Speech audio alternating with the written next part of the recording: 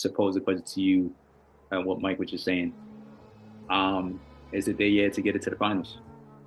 They Healthy, had yeah. won number one seed last year. Yeah. Now they look dominant this year.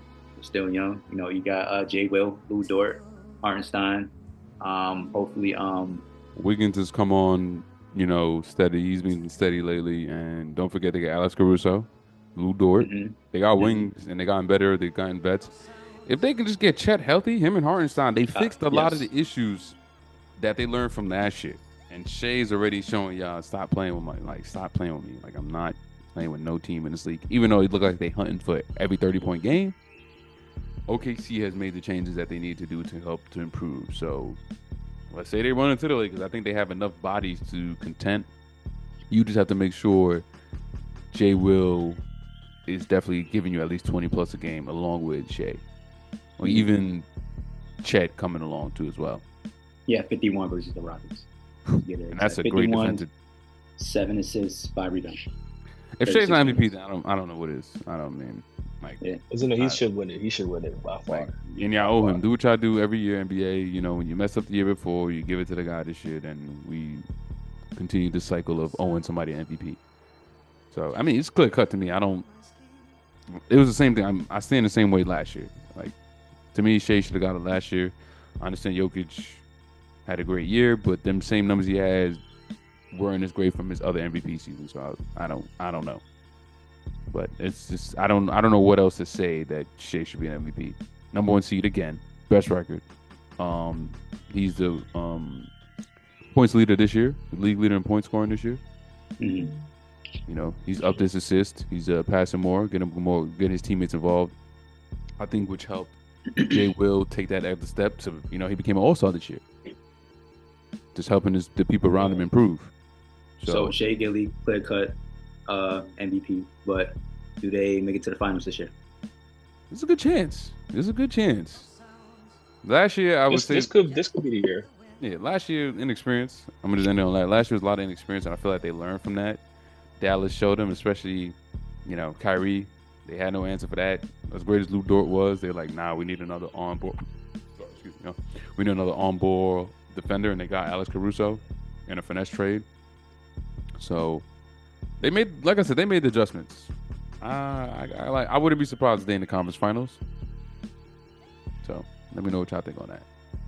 Wait, how you feel? Yeah, I think Chet is gonna have to be the third best player for that team. He has to get healthy. I know Jalen Williams is a pretty good player.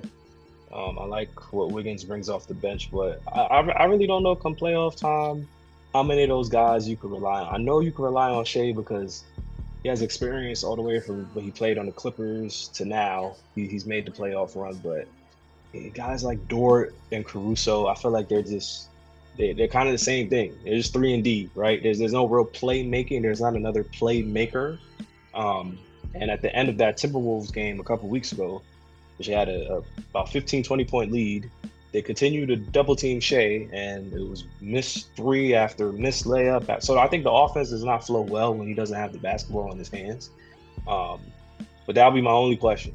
I think defensively, as Ali said, I think getting Hartenstein, he's going to help because he had a good run last year with the Knicks, obviously, what he brought to that front court. So they have that checked off. But is Chet strong enough? Is he really willing to sacrifice looks but also still play the way he's supposed to play? But I think this is SGA's MVP. I don't know if they're going to make it to the finals, though. I don't think they're going to make it to the finals. Would not be surprised if they fall short. So let's flip it out to the East, fellas. So I want to hit on the Caps, another top 50-plus win team right now. They sit at 52-10. Last 10 games, they're 10-0. Followed by the Celtics, who are 44-18. Our Knickerbockers, man, sitting at 3, 40-21. Followed by the Bucks. Yeah, Bucks, Mike, 36-25. Actually won their last 10 games. Out of their 10 games, 8-2. Followed by the Pacers, 35-25. The Pistons, man. So Detroit, 35-28. Their last 10, they're 8-2. The Heat, 29-32. Damn, I have to the Heat. Magic, 29-34. Hawks, 28-34. Followed by your Bulls, lead 24-38. And I'll leave it at that. Well, hold on. 11, Brooklyn, and then the 76ers at We don't 12. care about no team below God, oh my 5 or 6. God, oh my I, God, I, oh I my just had to, God. I just had to throw in the 76ers. But let's talk about it, fellas. Let's talk about the Cavs. Oh, That by yeah. Take it away.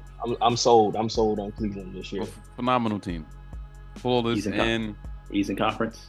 yeah, probably even finals. Honestly, that acquisition of the Andre Hunter, I think really solidified them because now the power of friendship. A lot of people don't remember that Ty Jerome, and him played at Virginia together, and did they win a national championship? I think, Mike. Yeah, they did. They did. Yeah, the They power of did. friendship right there is helping out, and they have a good nucleus coming off the bench, or even if they need to, they can start him. So the starting five of Garland, Mitchell, Strus, Mobley, and Allen. Yes, sir. Great defense. Got your scorers. Got the playmaking. And they shout out to Kenny Atkinson because he runs basically two teams with them. So is the combination duo of, I believe, what's the duo? I think it's Garland, Allen. Garland. Okay. And Mobley and Mitchell. When they're on the court, it's like you're facing two different teams, and you just surround both of those guys with shooters. Because you got Dean Wade, you got another shooter, you got the Merrill kid. They're just collectively built really, really good, in my opinion. Like from start to finish, just like Boston was last year. And I mean, Boston is still there, but I just think they're a little bit banged up because long seasons will do that to you. So, I think this is the third time they have won 12 straight games in the season. I don't think no other team has done that in history. I've seen that stat, and I was like, wow. And again, as great as LeBron James is, Cleveland has never reached, heights like this. As great as LeBron James is. He's gave him his first championship. LeBron James has won Cleveland an NBA championship. But what they're doing now, Cleveland has never done, and it's really impressive. I think also it ties to two things. I thought you're off air. Mobley taking his game to the next level. That game against Boston, I don't know if y'all just saw that. When they was in Boston, I watched that game. Tatum was going stupid. It was up 25 in the first quarter. I was like, it's over. I almost thought about stop watching, but I was like, let me see. They walked him down. In fourth quarter, I don't know if you were paying attention, Mobley said, I'm taking over. Like, none of y'all can hold me. I'm taking over. He grabbed every rebound. Timely shots by Mitchell, too, as well. Timely shots. And then, Mitchell also was making statement dunks and statement buckets. And Garland also had a big, quiet the crowd type bucket to, let him know this is us. And I needed to see Cleveland beat them. Same way I need the Knicks to let me know if they can really compete, if they can beat the top two teams. But we'll talk about the Knicks later. But Cleveland should make it this year. Barron, nobody gets hurt. Everybody stays healthy. I might drop it. I might, they plus 600 right now, FanDuel. But let's not, keep on supporting a gambling addiction. But oh my God. I want to say, who was it? I think it's Hauser. He was getting cooked. If you were to go back, I know, Craig fan, ladies and gentlemen, go back and watch that game. I think it was 4 or 3 straight possessions. It was Garland, it was Mitchell first, I think back to back, and then it was Garland, like you just said on that last possession. That was the statement shot. That is the mismatch. All right, and also too, Mobley, that's the X factor as well. And I feel like for me, my take is definitely Cleveland. I got Cleveland getting to the finals. The X factor is finding that mismatch again. They are able to match up with the Celtics. Taking Mitchell and Garland being dominant. Getting to their spots, hitting their shots. All right, they hit their shots. That's definitely his game over. Right. But also Mobley being aggressive. All right, not settling, getting to the basket, and if they continue to do it, not if they continue to do that, man, that's straight finals. Okay. That's my take. But Hauser was getting cooked. I say back to back. Was it? Was it Dora's book? She was like, you even know Hauser's a great defender. No, he's not.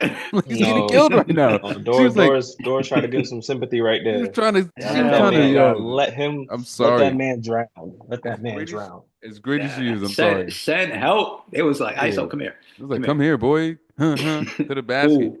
Now what you I might go ahead and take it away. I might go ahead and take it away. Give me a point. I don't want to talk too much. I agree with both. I think this is Donovan Mitchell's time. A lot of people, scrutinize him for the way they went out a couple years ago against New York. You already know what I'm gonna say. My favorite quote from Jared Allen. He said the lights were brighter than I expected, but I don't see that from this team. I think Atkinson has unloaded and really put these guys in positions to play well. I mean, you look at the other kind of fringe contenders, right? You got Milwaukee. I think Mobley and Allen have enough to stop Giannis, right? And then on the other side of that, we're going to put Kuzma on Mobley. I don't think that's going to work. Maybe Brook Lopez, no. New York could stop Cleveland in a way. I mean, I've seen Jalen Brunson take over before. He kind of takes that matchup personal against Donovan Mitchell. So if they run into the Knicks, that'll be the only team, I think. They're just a little bit tougher, like the way Josh Hart plays. You know what Kendrick said? It's not enough. Not enough. No. I feel like if it's any team, Jadakiss is good. It's just ain't good enough. It's not good enough. They never won for a reason. That'll be the only team. I feel like if they see the Knicks, I don't know, something about that matchup. I don't know what it is. But Brunson always shows up for it. Now they added Bridges, so Bridges could guard. He's not gonna be like Sam Hauser, but he could guard a little bit more. And then the juggernaut, obviously the Celtics, they've beaten them. And I think Boston is more beatable this year. Whenever you go to the finals and teams get a blueprint on you and they know what you like to run and they know your best shot, your best punch, you're always gonna have a target on your back. And I feel like Cleveland is in a perfect position because everyone has been saying the Celtics league to lose, but they've quietly had the number one. You said what, over 50 wins? So yeah, they've accomplished more than Boston this year. So that's. But huge shout out to Atkinson.